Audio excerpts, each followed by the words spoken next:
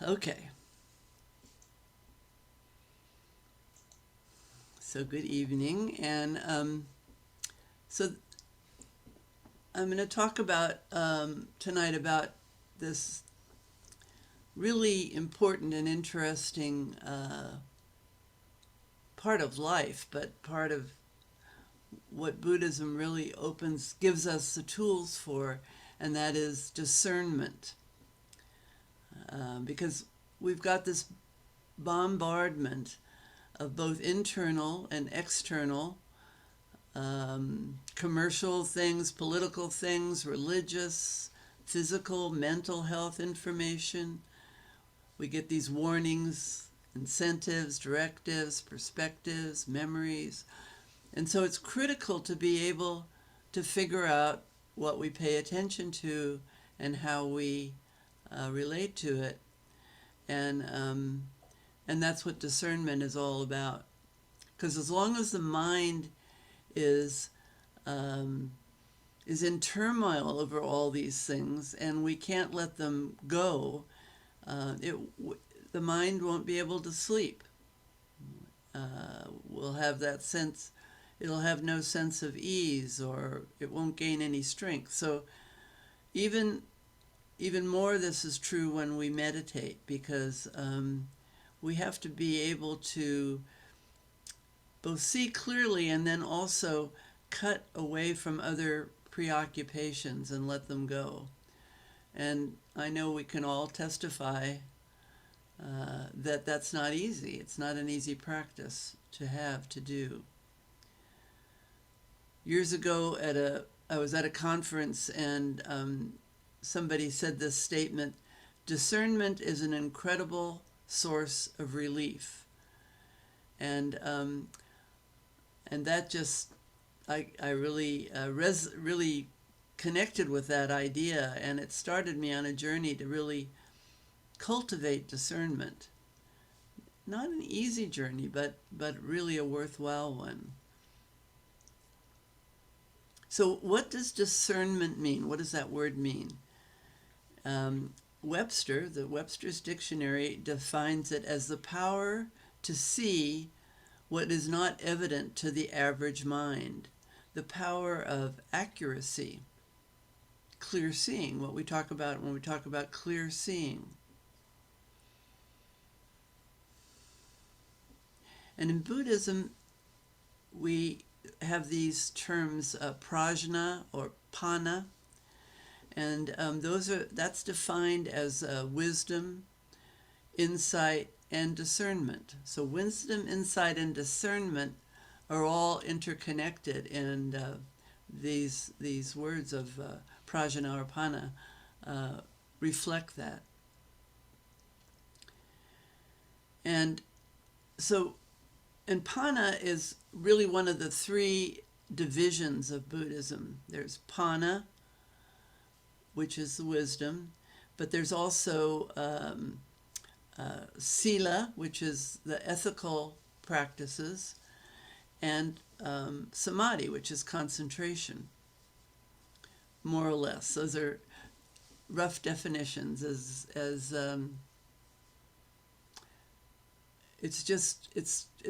a whole understanding that in any language, the definition of words isn't usually very clean or precise when we put it into another language. And some of the Pali words that they Buddhist, more or less Buddhist, existed at the Buddha's time, are very far afield from the definition we give them, because they were based in agriculture primarily. Anyway, so let Leah in. Okay. So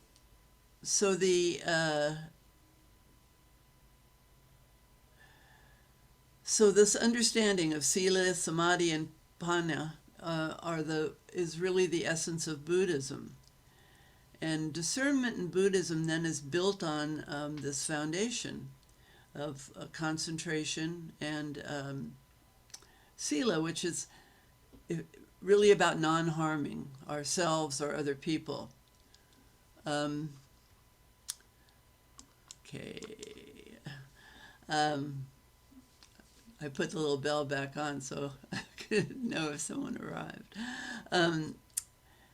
So non-harming includes the harm or the suffering, really, that's created by greed and hatred and delusion, and balancing the teachings, the practice, the awareness that develops, an understanding and the knowledge of our personal strengths and fears and regrets and confusions. All those things form wisdom, and the discernment is our ability, the cultivation and development of our ability to use those tools to see. And that's what I'm going to talk about more tonight, is how we use those tools, what they are. So if we begin with concentration, the importance of concentration here is that instilling the mind to the best of our capacity at the moment, feeding and nourishing that capacity to sit as quietly as we can, and it varies from person to person and meditation session to meditation session, what's going on, and to sit quietly in the middle of everything and anything and just rest in what is. So the other thing that requires, as I say that, I think about it, is it requires a certain faith or confidence that we can rest in the middle of it. And wisdom feeds faith and confidence, so they work together. A friend told me recently about a quote that she really values and is really helpful, and I found it helpful too. And this isn't exact wording, but more or less. He said, "Open the clenched fist of the mind and fall in to the midst of everything."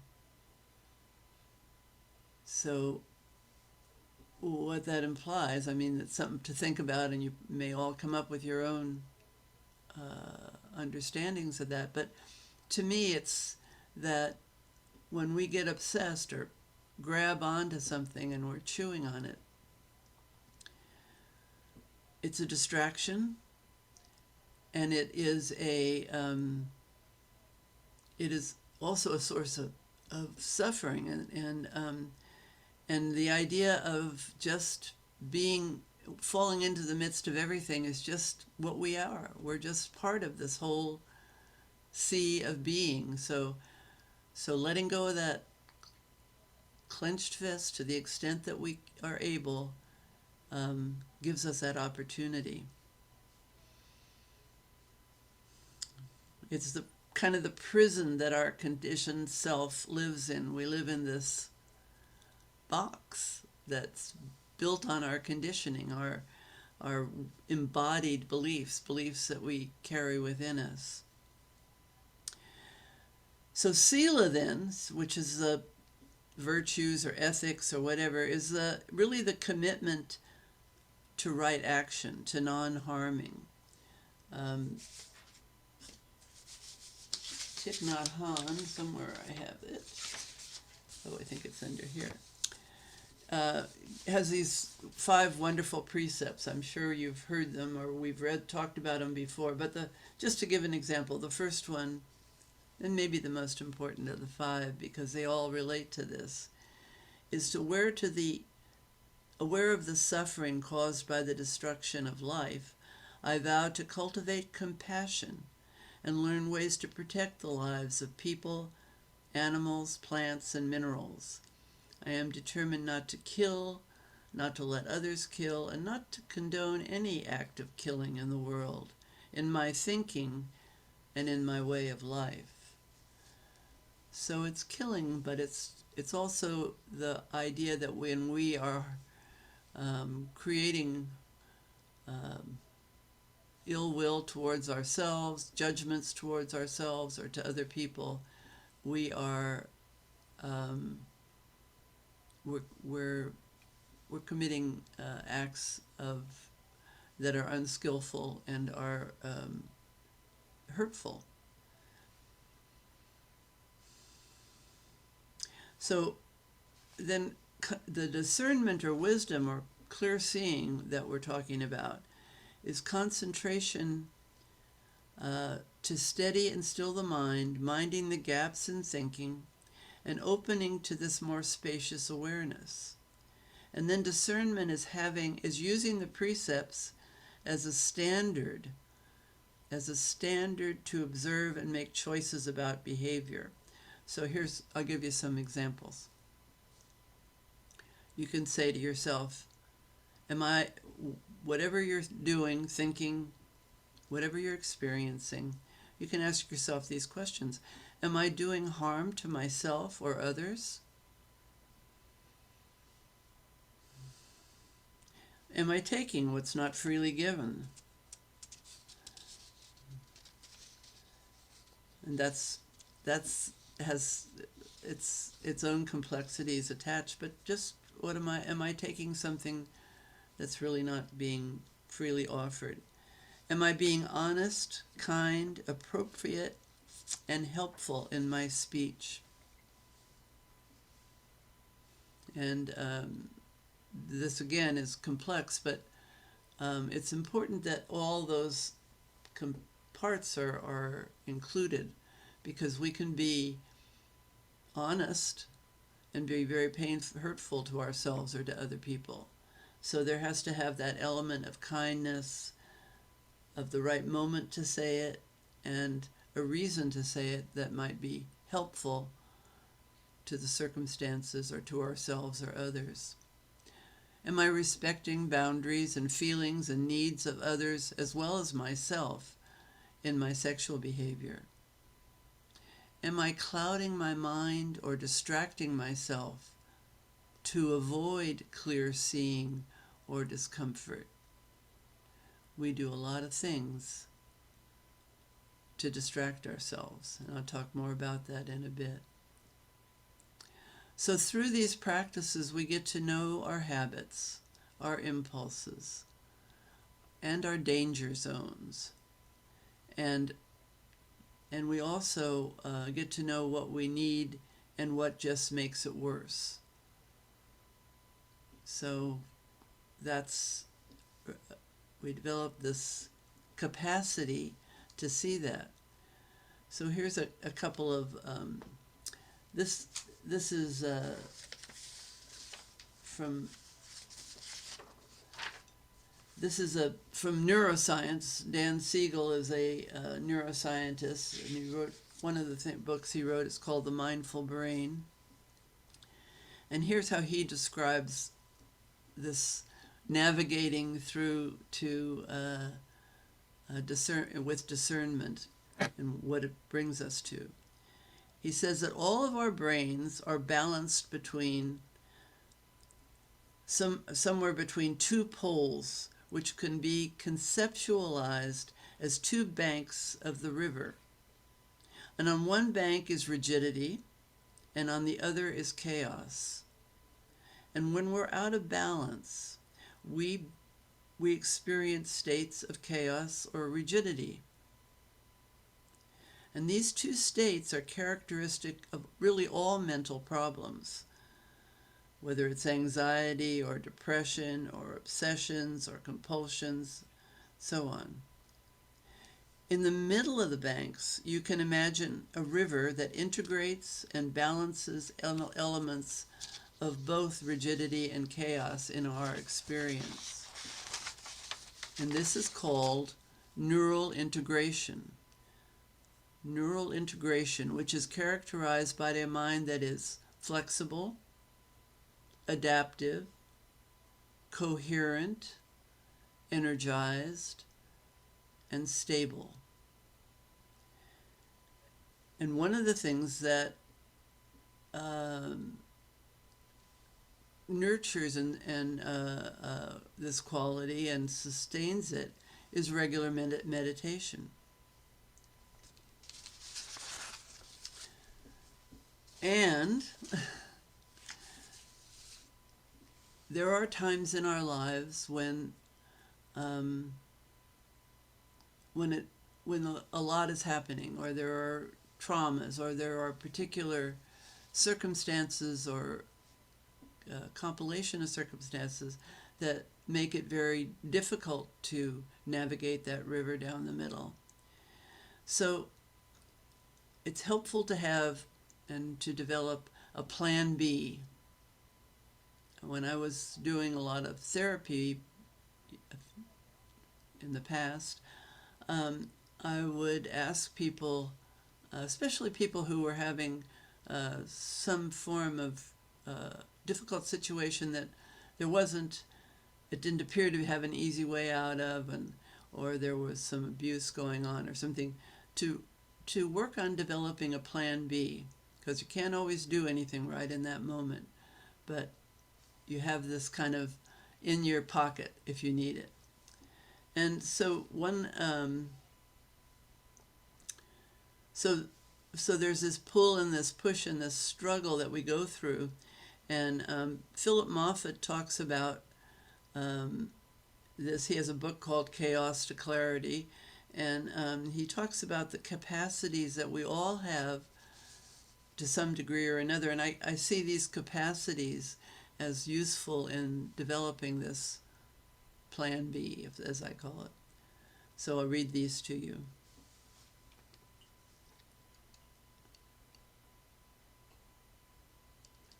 There's the capacity to perceive and experience sensations, thoughts, and emotions. The capacity to organize and interpret experiences and to put them in categories of past, present, and future. Is this happening now? Is this something I'm reliving from the past, or is this some story I'm creating about the future?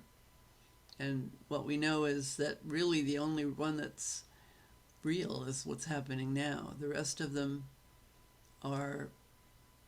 have creative elements added to them, which make them unreliable. And then the capacity to imagine all kinds of possibilities based on the experiences that you have. And here's a very important one, is the ability to know is something pleasant or unpleasant. Just that simple. Because that helps us to see where that we jump off into wanting to change things or wanting to grab onto things. The next one is the ability to continually be aware of all the capacities, of all these capacities while they are happening.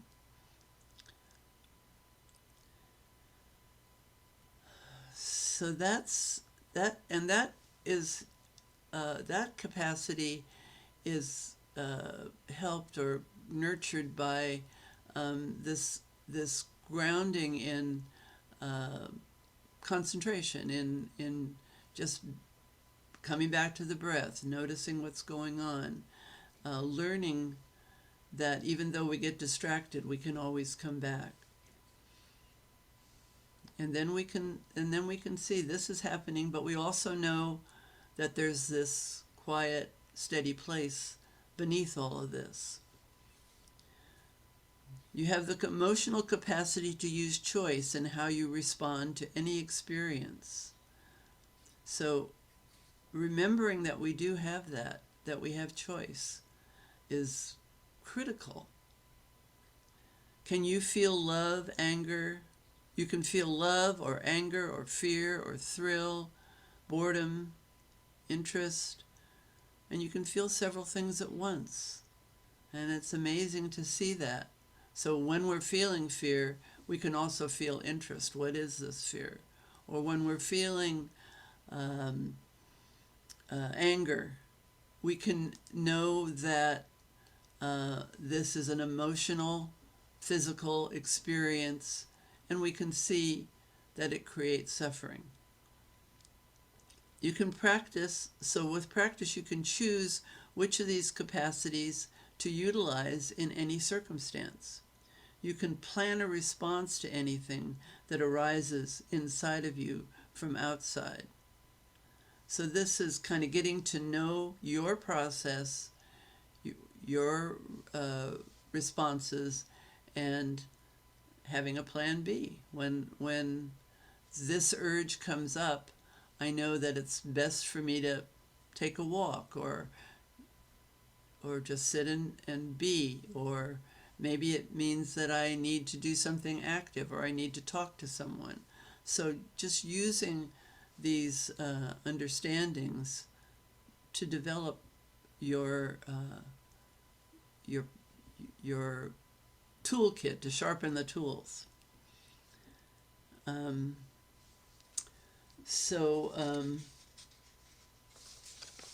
Second here.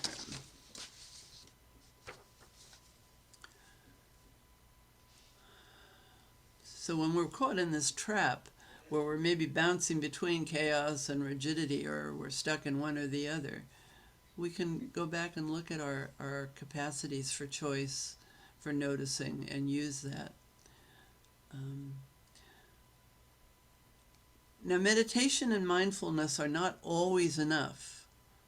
And part of discernment is to have clear enough seeing, using all these tools, to know when we need another perspective, other tools to help clarify and support the process.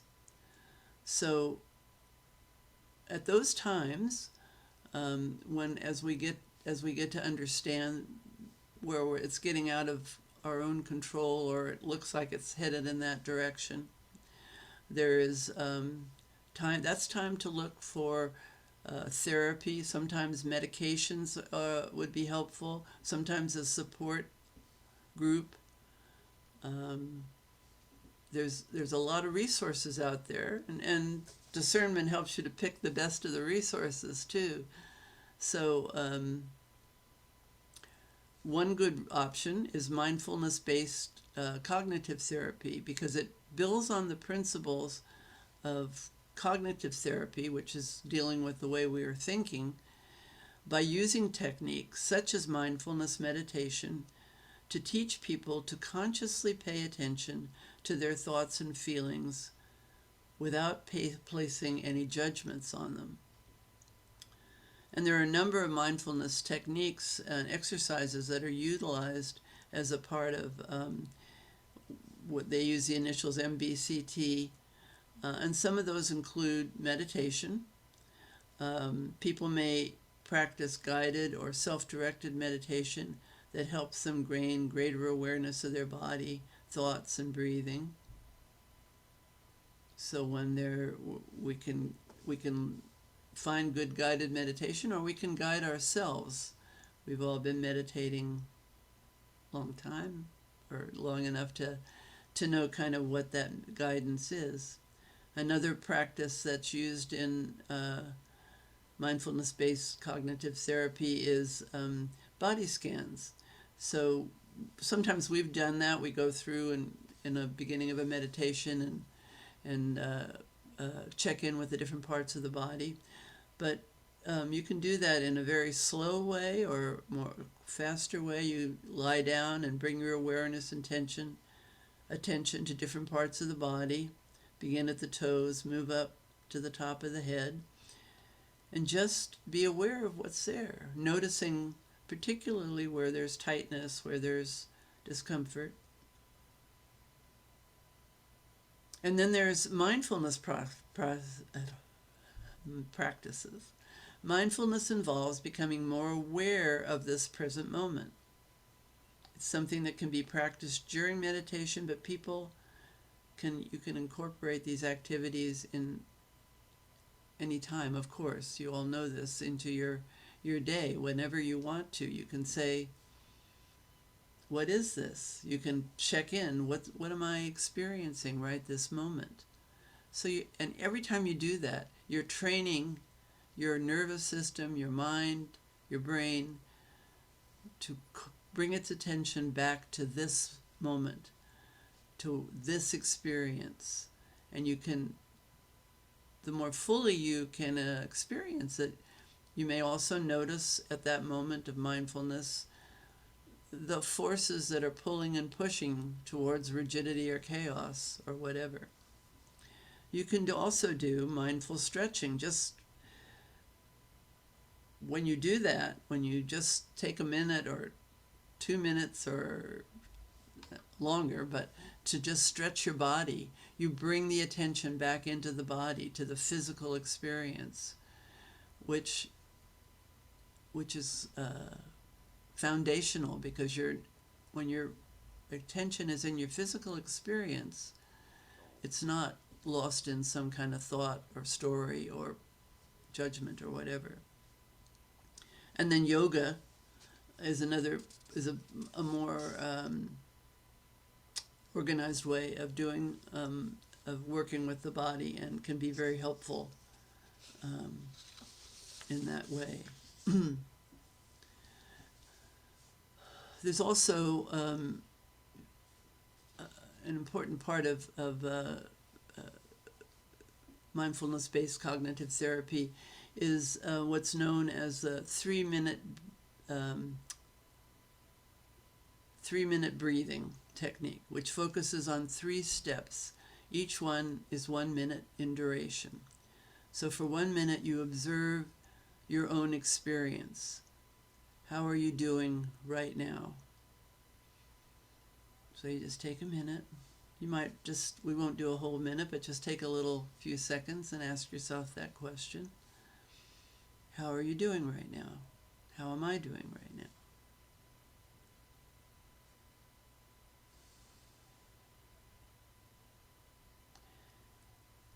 And after that minute, you can move to just focusing on your breath, just as we do in meditation, and just take 1 minute to just be with your breath.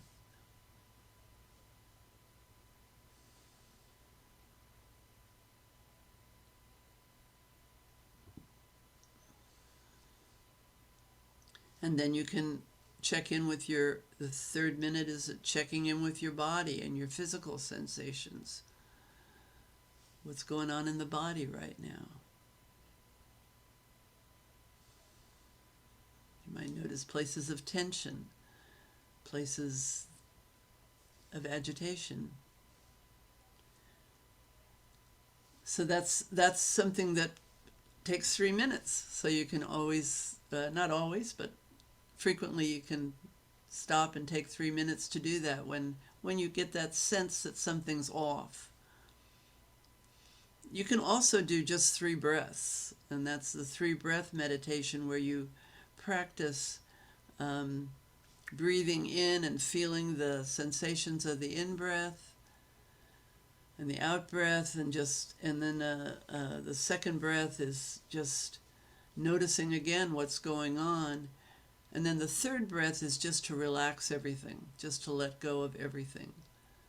And you can do that pretty much anytime, anywhere. Nobody's going to know what you're doing,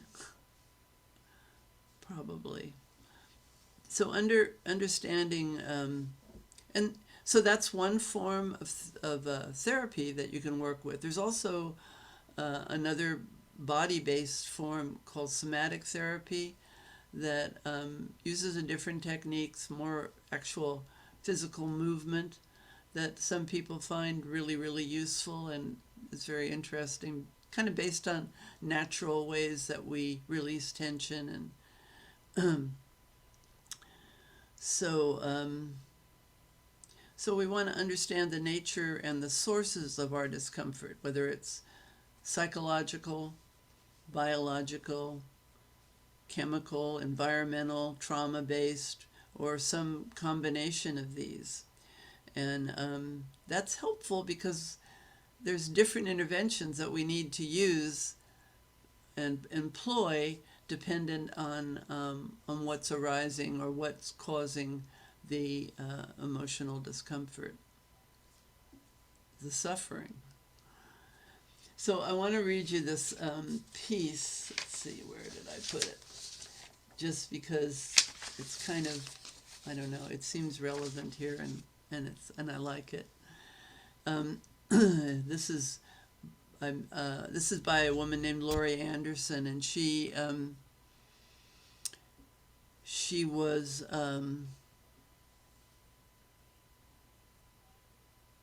this is written years ago, quite a few years ago, when she was went to a, well, you'll hear it.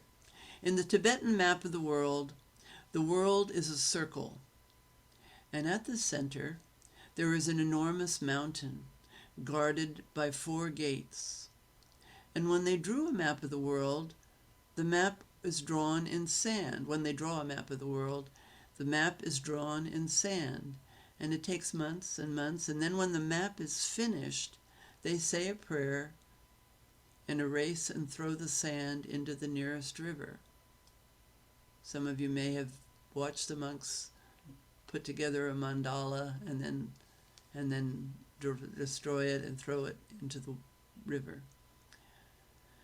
And she says at this point, last fall the Dalai Lama came to New York to do a 2-week ritual called the Kala Chakra, which is a prayer to heal the earth.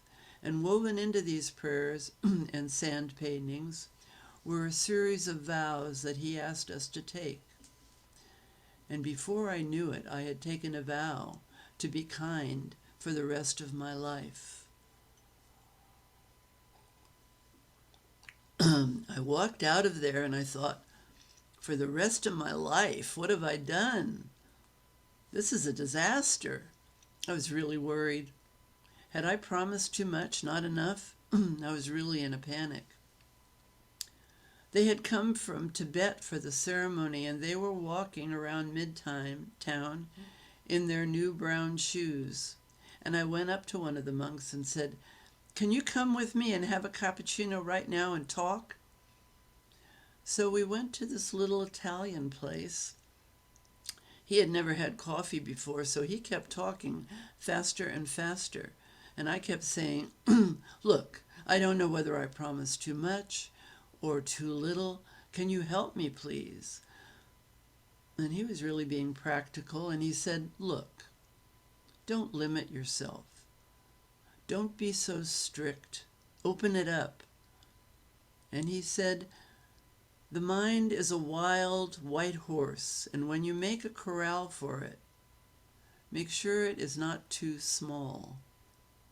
And another thing, when your house burns down, just walk away.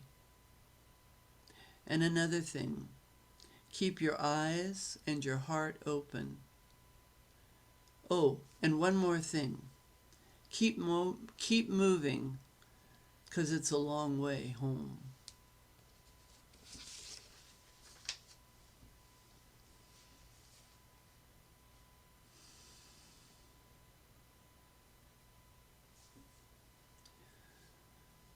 So those are good pieces of advice that the monk gave, and these are things that are, all these things are standards we can utilize, but danger lies in judgment and rigidity because both interfere with clear seeing.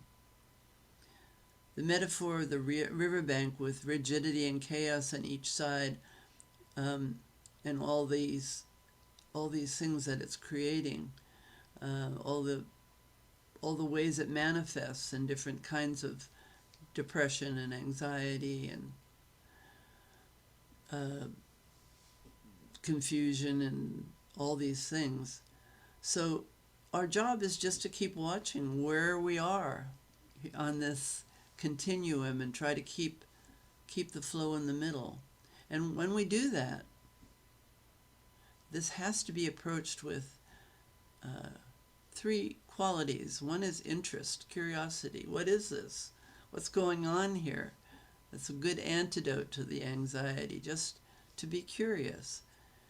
And then compassion for ourselves, for the suffering that we're creating for ourselves and sometimes for other people. So deep compassion and loving kindness. We want to bring that sense of warmth and caring into our experience and what we're doing. So as concentration deepens, discernment improves, and we move beneath the turbulence to observe the experience and experience things at a deeper level. And amidst the bombardment of stimuli and contradiction and demand and temptation that we're continually exposed to, is that this is the framework for discernment: mindfulness, virtue, conviction, and effort to explore intentions, actions, and their results, along with concentration and the resultant growth of self-confidence and faith. That's a tremendous source of relief. So when one finds oneself moored on the banks of rigidity or chaos, knowing the way back into the river of awareness, of suchness, that's the practice of discernment. Whatever that way may be, and I've talked about here a number of ways, and there's even more. And so this, on a personal basis, this is a process, a journey, a willingness to look at all and trust that it's not about me, really. This exploration, or maybe that the me part is of much less importance than the deeper connected to all things part. So we need to operate in the world, but realizing and knowing that we are just, a speck of dust on a speck of dust. And we're part of it all, of this energetic flow. So I'm going to close with a poem, and then we can have some discussion. Let's see. Where is that poem? Oh, here it is. This is John O'Donoghue's poem called For a New Beginning.